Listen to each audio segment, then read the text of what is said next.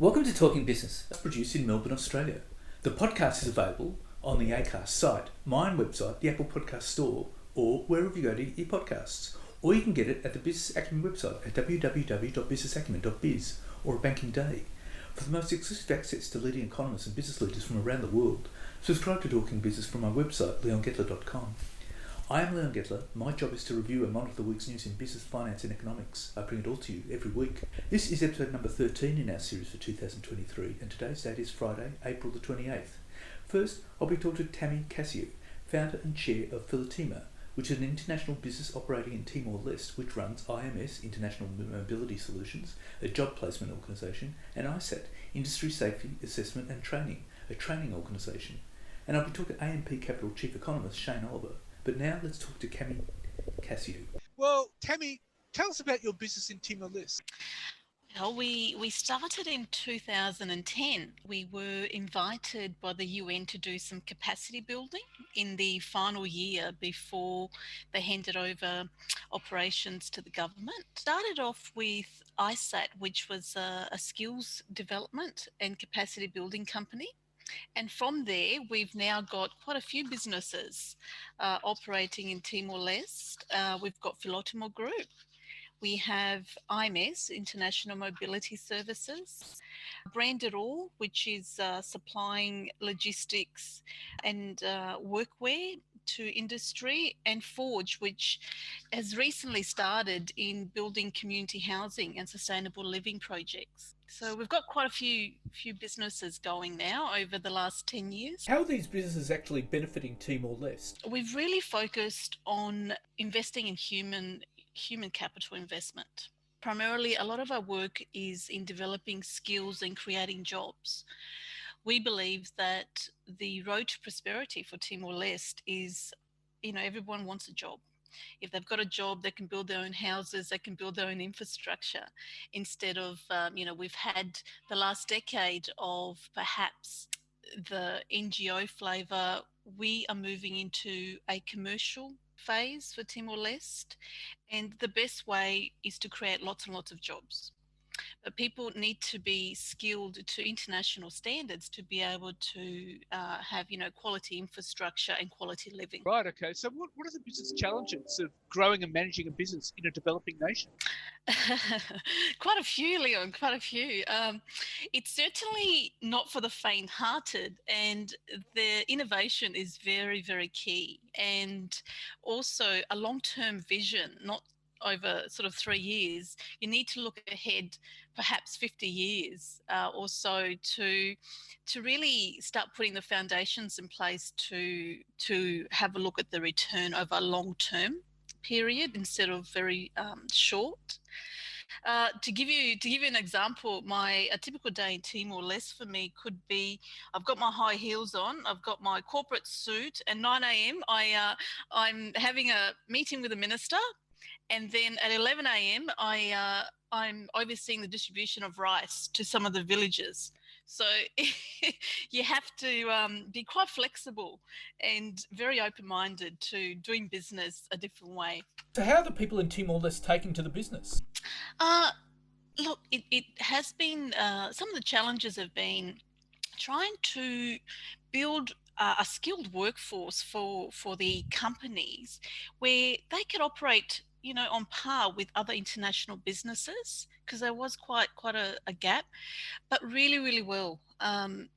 Building that trust around, an international shareholder coming in, an investor with with locals has been a challenge, but quite rewarding once that comes together. And to give you an idea, at the moment there's about $500 million worth of goods that are imported into Timor. Now, only 2% of that is currently coming from Australia. The rest is coming from China and Indonesia primarily. But that has been the opportunity where, we've grown our workforce to over 100 staff at the moment. And over the next 12 months, we forecast that may double. the benefits are really about us creating jobs and giving skills, for that long-term prosperity. I'd imagine one of the issues you face recruiting people is finding people with the right skills. And would that be an issue in Timor-Leste? Oh, look, absolutely. Everybody wants a job. Everybody is, the work ethic is very, very sort of exciting, but the skill level is a challenge. And so we have got and I suppose that's where one of our entities, ISAT, come into it, where we've invested in taking 20 industry people and putting them through a training and development program for them to become trainer or assessors qualified under the Australian standards. Now, our trainer and assessors are really helping us ensure that, one, we can build our own workforce with the right skills to be able to compete internationally, but also to be able to impart that knowledge and build a sustainable workforce pool across Timor-Leste. What's the demographic of your workforce? Look, it's interesting. Our recruitment's open for everybody. We have got quite a diverse workforce, where even women in the workplace. To give you a good example is we had one of our general managers for Branded All, one of our companies, is a female, very emerging young leader. She's a mum.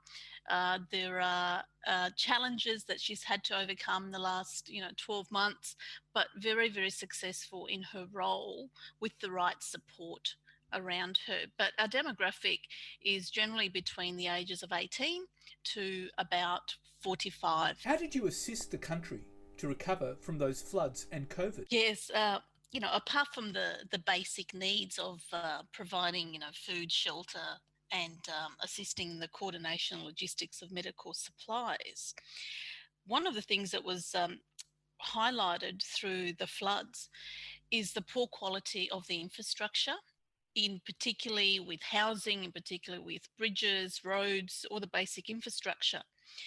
So we have just launched a trade apprenticeship program where Forge, one of our entities, will be building 2 houses to Australian standards with apprenticeships, around apprenticeship, 80 apprenticeships in the traditional trades, to be able to start to build that skill level.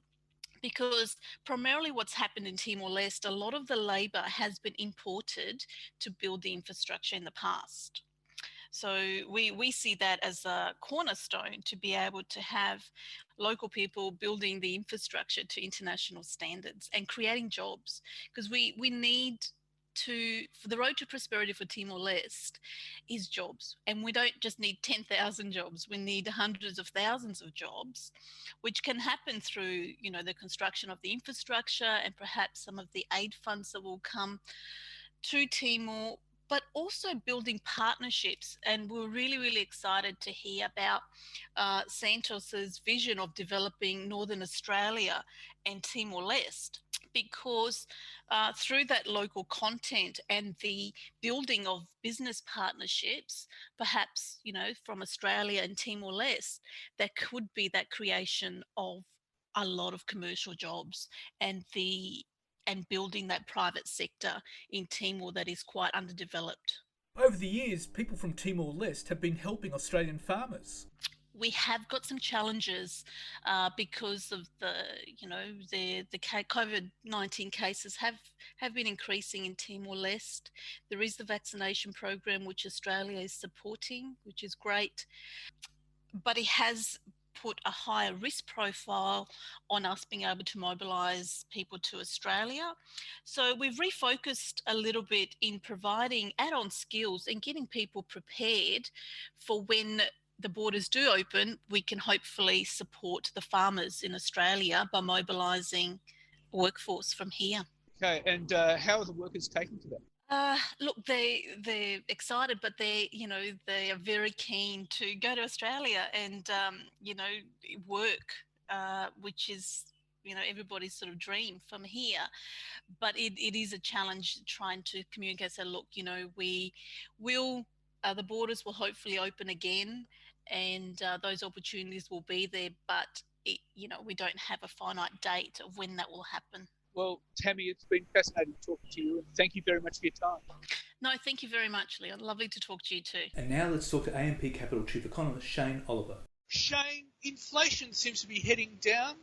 What's your view about that? Well, we have seen some better news lately, both globally and in Australia. If you look at the US, the inflation rate peaked in the middle of last year, just over 9%. It's since fallen back to 5%. Obviously, the underlying components to it are still a bit sticky, particularly in services, but even there's clear evidence that it looks to have peaked and is slowing down as well. And supporting all of this, I guess, has been improvements on the supply side of the global economy. A lot of the shortages we were seeing 18 months ago seem to have faded. Freight costs have come down. And at the same time, demand has slowed down, which, of course, is taking pressure off prices. In Australia, we're about 6 months behind the US, but it does look like our inflation rate peaked in the December quarter at around 8%, depending on whether you look at the quarterly measure or the monthly inflation indicator. And data for January and February has shown a decline in inflation from around that 8% level down to below 7%. So again, it looks like inflation's peaked. There's still a fair way to go. It's still too high. So central banks aren't about to start cutting interest rates, but we are seeing more evidence that they are either at the top or getting close to it. But the problem is inflation is quite sticky. Once it's high up, it's very hard to come down. That's right. The longer it stays up, the longer it takes to get it back down again. So far, it has started to come down, which is a good sign, suggesting this is not going to be a rerun of the 1970s where it sort of stayed high for 15 years in the US and didn't come down to the early 80s. And at the time, took a lot of effort to get it down to very high short-term interest rates. But by then, of course, inflationary psychology had become embedded in economies, both in Australia and the US. At present, we don't have that same inflation psychology, which suggests that it should be easy to get back down. But there's still a fair way to go yet, which bottom line is that interest rates are still going to be high for a while to come, even if you do believe that they've peaked out. We're not going back to those low interest rates that we saw a year or two ago anytime soon. Right, because the Fed's still talking about raising rates, keeping it going till they get inflation right down. Yeah, the Fed is talking about doing another one in May. So that's why I mean when I say that we're getting close to the top, if not at there. But yeah, the risks in the short term are still some more upside. The general expectation, I think, is that we'll probably see another hike from the Fed in May, and then they'll most likely go on pause. Depending on what the data does. But we've gone from a phase where central banks seem to be just raising interest rates automatically to one where they're now much more data dependent. They're looking at the economic data. We have seen the Bank of Canada leave interest rates on hold now for 2 meetings in a row at 4.5%. We've seen a similar story from the Bank of Korea, the Malaysian Monetary Authority, paused interest rates late last week, and we've certainly seen a slowing in the pace of rate hikes, if not clear evidence that they've peaked. Bottom line is, yes, we could still see some more upside from here on interest rates, but we are either at the top or I think getting pretty close to it. And whereas the Reserve Bank announced a pause last time, there's still an expectation they may increase it 1 or 2 more times? That's right. Economists are sort of split on this. There's a camp that says they need to raise rates into above 4%. The consensus, I think, is for one more rate hike in Australia, and there's also a bunch of economists who think that, well, we've seen the peak. We're in the latter camp, but I must admit I feel nervous about it because obviously there's a lot riding on upcoming inflation data in Australia, which comes out next week. If it's on the high side, it could easily tip the Reserve Bank over into one more hike at their May meeting. And, of course, we have seen continuing strong jobs data in Australia.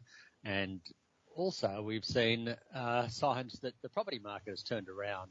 Since the low point back in February, the 5 capital city average property prices, according to CoreLogic, they're up nearly 1.5%, and in Sydney they're up around 2.5%. So that runs with the risk that it will reverse the negative wealth effect from higher interest rates pushing property prices down and therefore spending down, and maybe another trigger for the Reserve Bank raising interest rates again.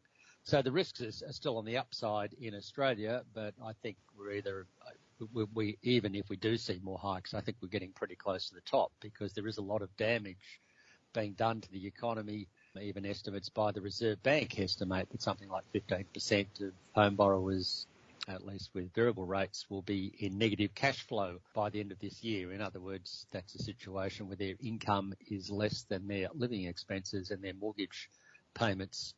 And obviously that's going to be a big dampener on spending as the year proceeds. And I think as that dampening on spending occurs, you're going to see more downside on inflation. But, we're still a bit touch and go in the short term, and I'm not going to rule out further rate hikes from here because that's certainly a risk. And I mean, the jobs figures have been interesting. Stayed steady at 3.5%. They certainly have, and that's on the strong side. We thought we might have seen a bit of an uptick to 3.6%. They did bottom out, I think, around November last year, down around 3.4%. And since then, I guess you could argue they've stabilised. So the jobs market is not getting any tighter, but it's still pretty tight. We are seeing signs of falling job vacancies. Job vacancies have fallen for 3 quarters in a row, which warns that the labour market will start to slow down. But right now, it's still pretty tight. And that obviously runs with it another risk, and that is that you may see stronger growth in wages, particularly with New South Wales and Victoria relaxing or removing the caps on public sector pay gains, and also pressure for even faster increases in minimum wages going into the next minimum wage case. So all of those things obviously do imply some upwards pressure on wages, and that's another risk for the Reserve Bank, which will keep them, I guess, a little bit nervous about things, and is, yes, another reason why you can't rule out further hikes from the RBA. Right, and of course there's a view that with the slowing of the economy, the unemployment rate will rise up. It won't spike, but it might go up to about 4%. Yeah, I think it will go, and that's the balancing act here. On the one hand, you want to do enough to control inflation, to stop it staying at high levels indefinitely, making it even harder to get down in the longer term. But by the same token, you don't want to over-tighten and plunge the economy into recession. And the difficulties in doing this are quite immense because there's a long lag from changing interest rates to actually seeing an impact on the economy, as we've seen over the last year or so. And so that's the difficult balancing act here. I think we are going to see a slowdown in the economy, and we are going to see a rise in unemployment back above the 4% level. But you don't want to push that so far that it takes us into recession. And that, I think, is a difficult exercise for the Reserve Bank. It's why they keep saying, Governor Lowe keeps pointing out, that we're tracing out a narrow path here between doing enough to control inflation, but not doing so much as to knock us into recession. And uncertainty around that remains pretty high. Well, the other interesting part is about the rise in immigration here, and what impact will that have, say, on property prices? Well, on the one hand, the rise in immigration is good news because it eases labour market pressures, and it may be a factor as to why job vacancies have been falling as immigrants and the return of foreign students take up those roles. And it's been a huge bounce. We're looking at potential net migration this year, around 350,000 people. The norm was about 250,000, could in fact spike up to 400,000. That, of course, is resulting in very strong population growth. Population growth this year could push up towards 2%. The norm is around 1.5%. Of course, that followed a period of very weak population growth, or slightly negative population growth through the pandemic. But it is returning with a vengeance. So the good news is that it takes pressure off the labour market. The bad news, though, is that it is putting a lot of pressure on the property market.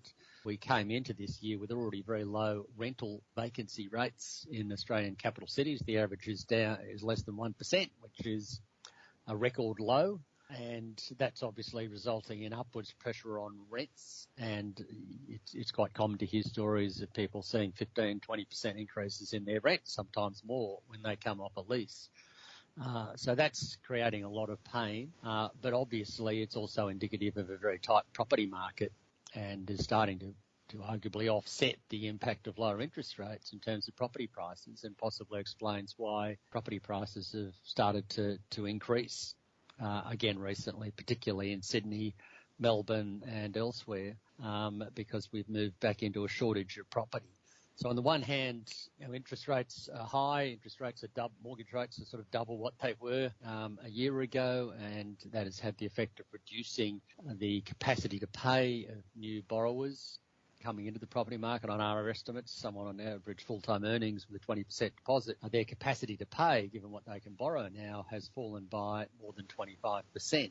So historically, that's been a negative for property prices, and why we thought prices would continue to fall, but that seems to be getting swamped or offset by the shortage of property, particularly as immigrants return to the market, and of course that's prompting bargain hunters to get in there while prices are still down, on the fear that if they don't, they'll miss out. So-called FOMO seems to be returning. So there is a lot of conflicting forces on the property market right now, but it does seem as if we've come back into a chronic supply shortage yet again, and that's obviously a longer-term problem for Australia in terms of housing affordability. So, Shane, what you're saying is over the next 12 months, there's going to be a lot to watch out for with the economy. Yeah, I think there's a lot of balls in the air, and it's going to be an interesting environment. We are optimistic that inflation will come down, and that will enable central banks to get off the brake and enable a relatively soft landing, which in turn would support investment markets, or at least share markets, as earnings manage to avoid a sharp contraction, and yet interest rates come down. But obviously the risks around that are still high. We're still in a fairly uncertain period, and obviously there is a danger that central banks over-tighten and cause a sharper contraction in the economy, hitting profits and therefore share markets. So the risks are still high, and then when you put that together with what's going on in property markets, it's certainly an interesting environment. Well, Shane, thank you so much for your time. It's been quite illuminating. Thank you. Thanks, Leon. Take care. So what's happening in the news? Well, Fox News Media has sacked its top-rated host, Tucker Carlson, less than a week after parent company Fox Corp paid $787.5 million in a defamation lawsuit in which Carlson played a starring role.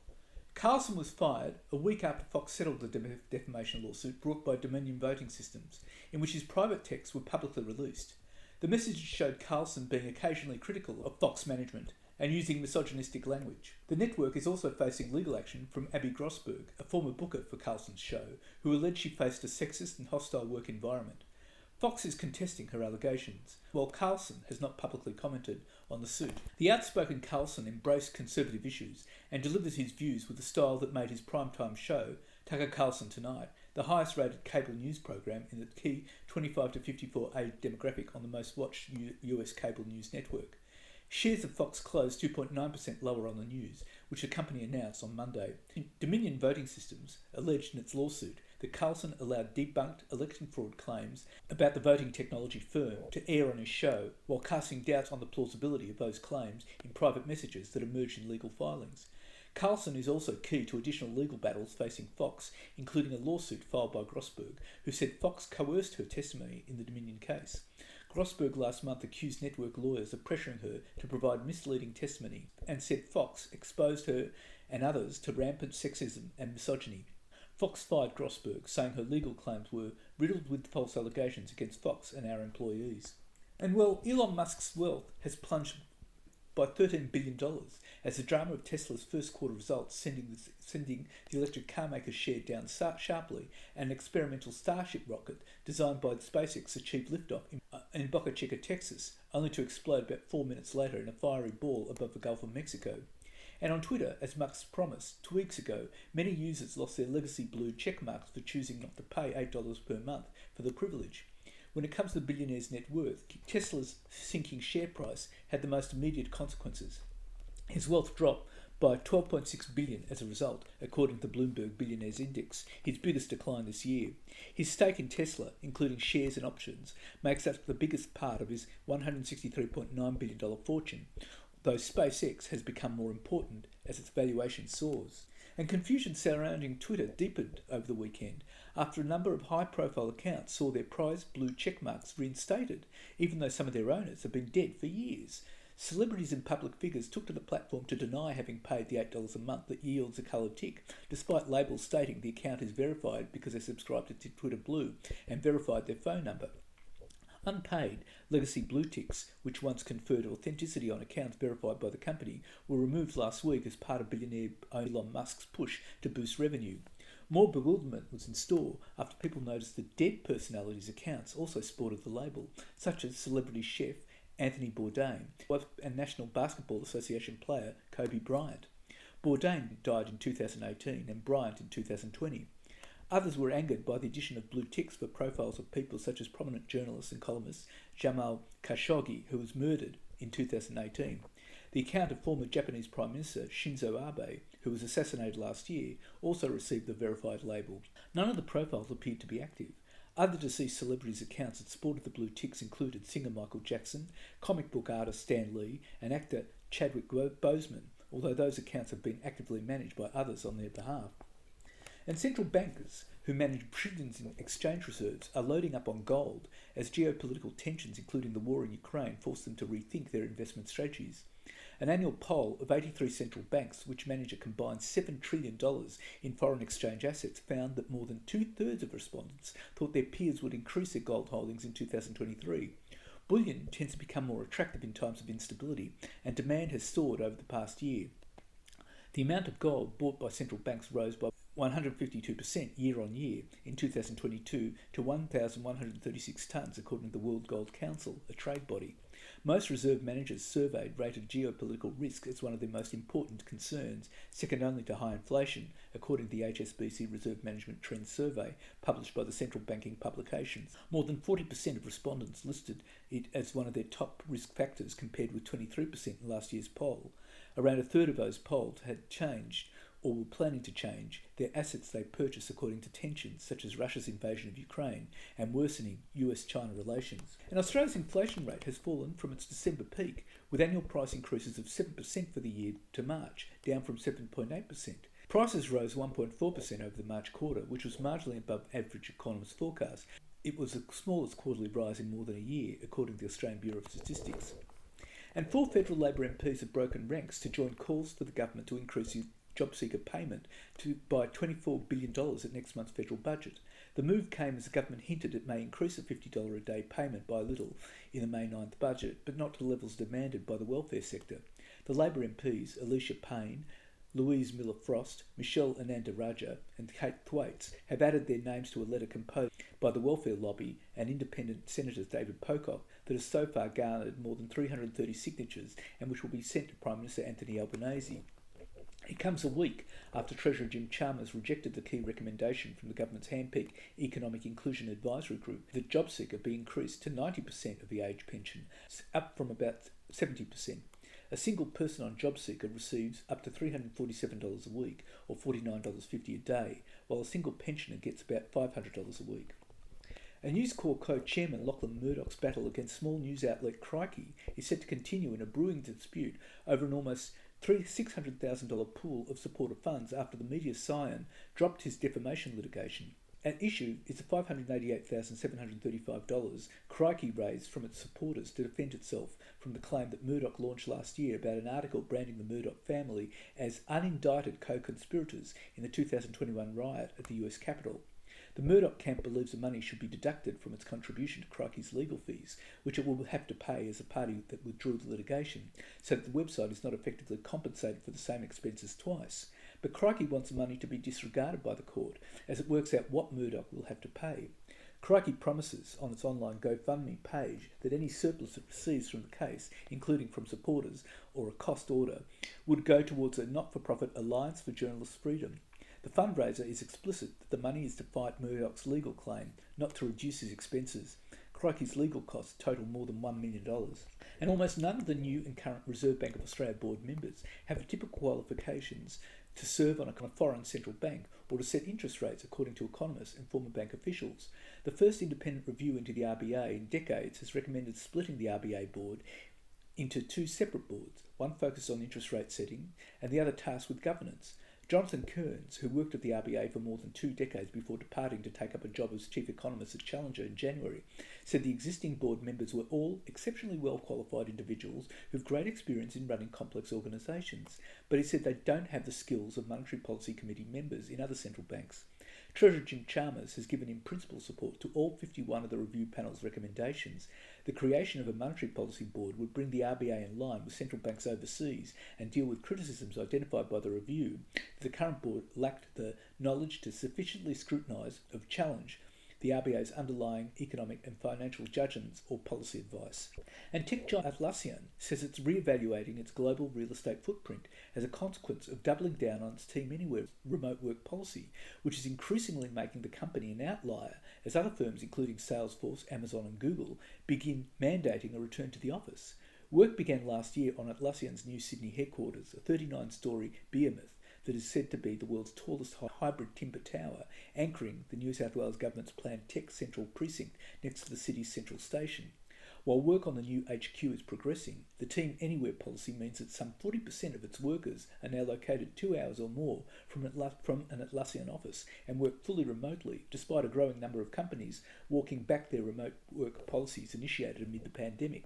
Speaking in interviews at Atlassian's Team 23 conference in Las Vegas, in which the company made several AI and product announcements, executives said they were committed to the Team Anywhere policy, but that it would require a real estate rethink, including the potential closure or reduction of some offices. Atlassian is domiciled in Delaware, but has offices in Sydney, San Francisco, Austin, Boston, New York, Bengaluru, Yokohama, and Amsterdam, among others. And Australia is playing a key role in boosting the global supply of semiconductors, with the world's biggest auto parts supplier tapping researchers at a Melbourne university to develop technology to increase output. Car manufacturers have been forced to cancel millions of orders of new vehicles after the year-long war in Ukraine exacerbated an already tight market for semiconductors, which are known as the motor that drives the modern world of technology. This equated to US $210 billion, that's Aussie $313.8 billion in lost sales.